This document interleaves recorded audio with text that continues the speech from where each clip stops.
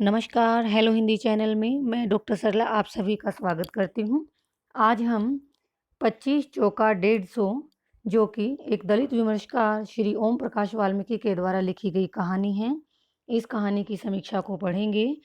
देखिए, ये कहानी एक समस्या प्रधान और संवेदनशील कहानी है।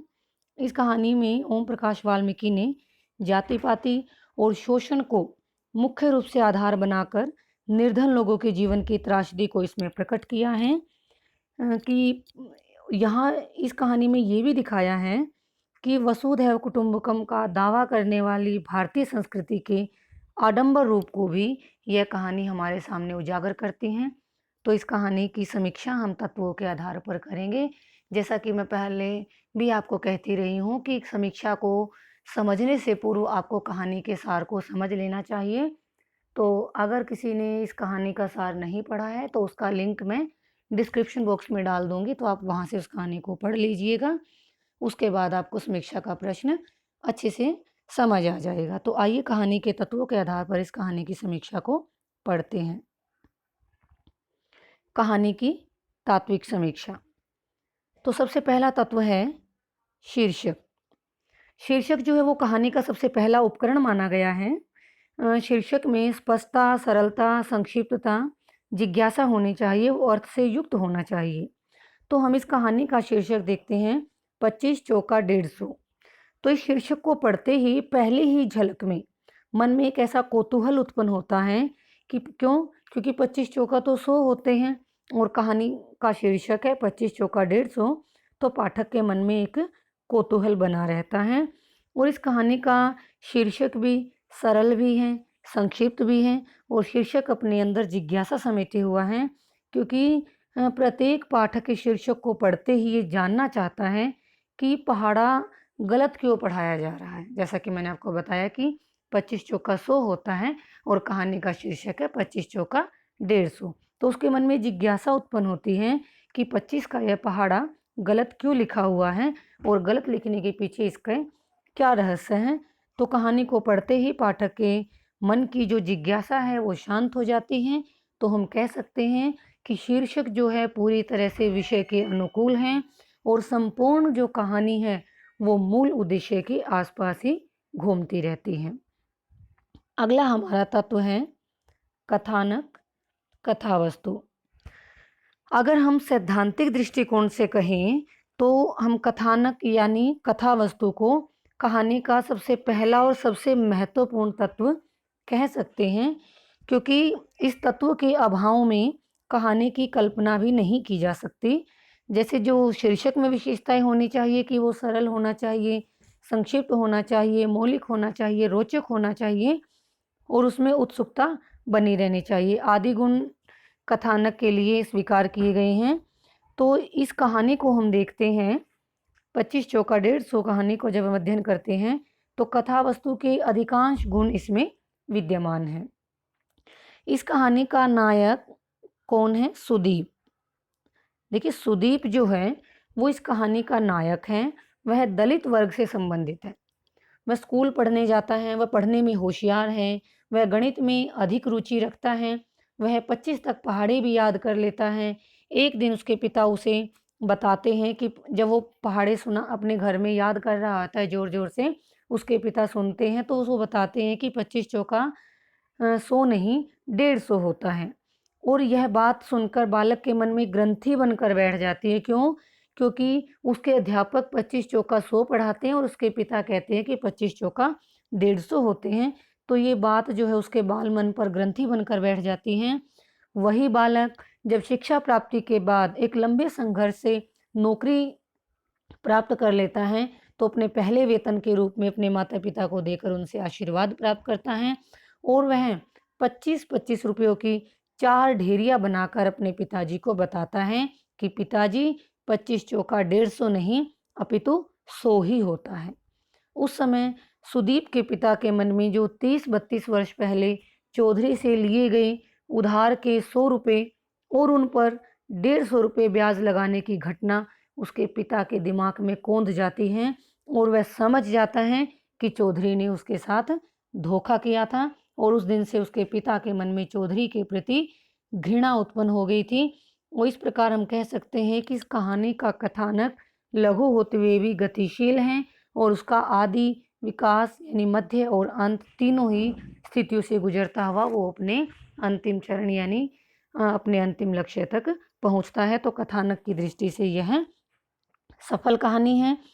अगला हमारा तत्व है पात्र चरित्र चित्रण।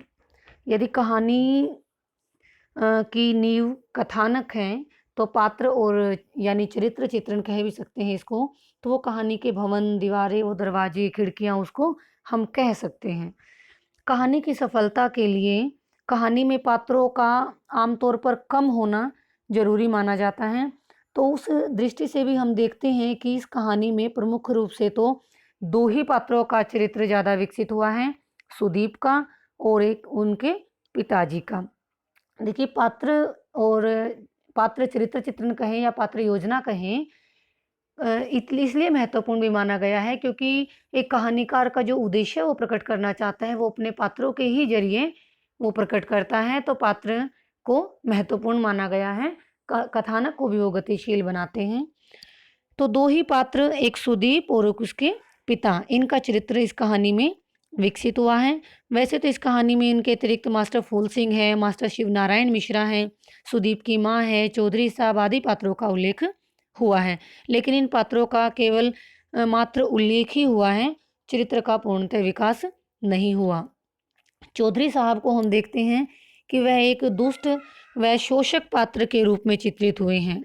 सुदीप जो इस कहानी का प्रमुख पात्र है, पूरी की पूरी कहानी उसी के चरित्र का विकास करने के लिए गढ़ी गई है। कहानी में वह एक दलित, संघर्षशील, शिक्षित पात्र के रूप में चित्रित हुआ है।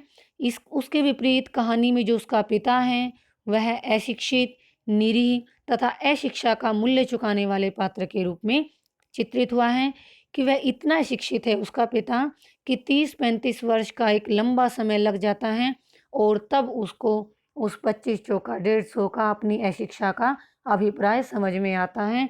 तो उसका विश्वास जो है, जो चौधरी के प्रति उसका विश्वास बना हुआ था इतने लंबे समय से, वह कांच के टुकड़े की भांति चूर चूर हो जाता है।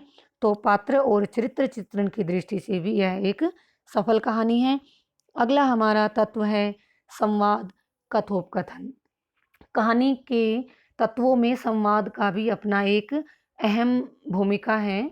हालांकि हम ये कह सकते हैं कि कहानी जो है बिना संवादों के भी लिखी जा सकती है, कही जा सकती है, लेकिन कहानी में संवाद जो है वो नाटकीयता लेकर आते हैं, नाटकीयता का समावेश करके कहानी को रोचक बनाते हैं, कहानी को गति प्रदान करते हैं और साथ ही साथ पात्रों के चरित्र का भी उद्घाटन करते हैं, उनके अच्छे होने या उनके बुरे होने के बारे में बताते हैं।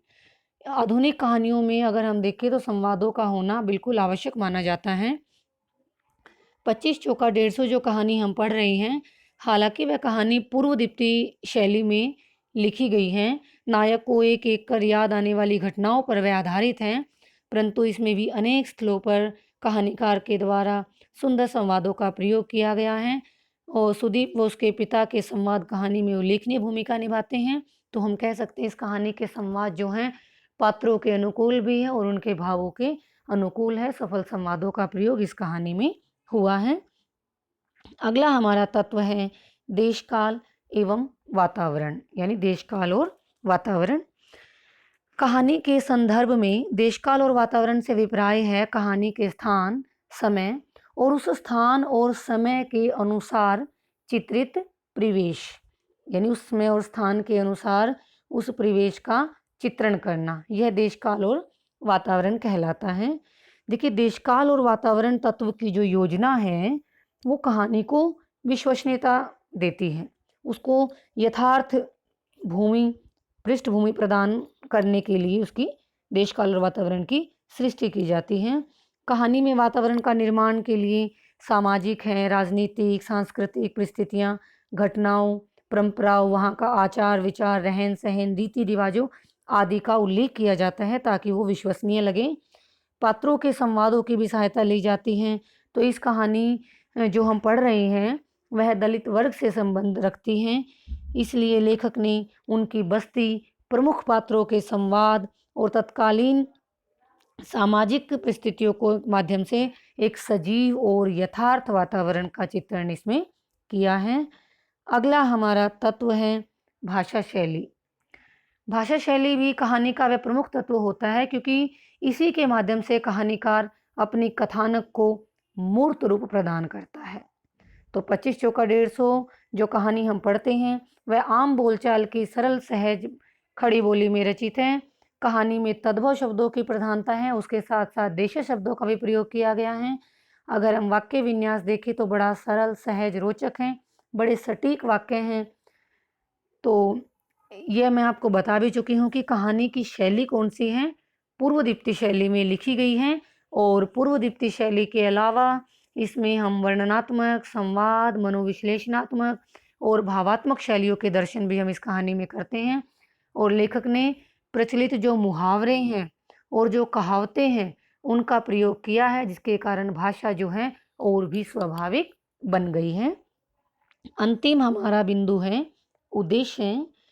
देखिए, संसार में कोई भी मनुष्य अगर अब कोई कार्य करता है तो वो भी उद्देश्य को लेकर करता है। तो कहानीकार या लेखक जो होता है वो तो आम आदमी से थोड़ा अलग होता है। अलग क्यों होता है? क्योंकि वो संवेदनशील होता है। एक आम आदमी के बजाय उसमें संवेदना अधिक होती है। तो हम उससे ये बिल्कुल अपेक्षा ही नहीं कर सकते कि वो बिना उद्देश्य के रचना करेगा। तो उस दृष्टि से ओम प्रकाश वाल्मीकि की ये कहानी भी एक उद्देश्यपूर्ण कहानी है। इस कहानी में उन्होंने दलित शोषण की समस्या को बड़ी ही निसंगता हम कहेंगे, वैचारिक संयम हम कहेंगे, उसके साथ उठाया है। कहानी में उन्होंने स्पष्ट किया है कि दलित का जो शोषण हो रहा है उसका सबसे बड़ा कारण उसकी अशिक्षा है, अनपढ़ है वह। यदि किसी भी प्रकार से दलितों को शिक्षित किया जा सके तो उनका शोषण जो है वो खुद ब खुद एक न एक दिन रुक जाएगा। तो लेखक ने अपना यह उद्देश्य कहानी में दो विपरीत ध्रुवों पर खड़े, यानी कौन? एक कहानी के नायक सुदीप और एक उसके पिता। विपरीत ध्रुव पर है ना वो, क्योंकि एक अनपढ़ है और एक सुदीप पढ़ लिख जाता है। तो उदय दो विपरीत ध्रुवों पर खड़े सुदीप और उसके पिता के माध्यम से स्पष्ट किया है। तो हम कह सकते हैं कि यह कहानी एक उद्देश्य को लेकर लिखी गई है और उद्देश्य इस कहानी में अपने आप में पूर्णतः स्पष्ट हो जाता है।